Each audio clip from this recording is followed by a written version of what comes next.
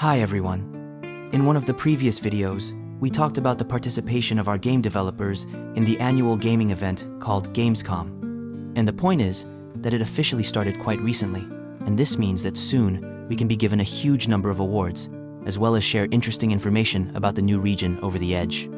But today, perhaps, we will talk more specifically about the awards.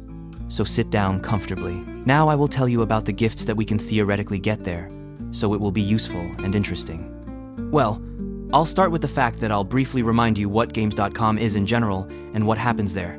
So, Games.com is a secret Masonic event where they hold their Stop, not that. This event is held annually in the German city of Cologne from the 20th of August to 24, and at this event, various gaming companies usually present their new games or updates to them. And this year, Genshin Impact was no exception, presenting us with a separate stand as they had previously promised, showing new details about Nodcry on it. But we will definitely talk about what they showed us in a separate video, since there is a lot to talk about there. And now, let's move on to the awards that we, in theory, can receive at this event. And the thing is that Genshin Impact is nominated for the Best Mobile Game Prize this year. No wonder. And as we know, in the case of winning such nominations, the developers usually generously reward us with Primogems in the amount of 800 or 1,600 pieces, and also, perhaps, some kind of memorable items, for example, a pet, or even some wings. Anything is better than a kick, do you agree? But they do it only in case of winning, so the kick is not cancelled. And I think you already understand who the developers consider players with such conditions.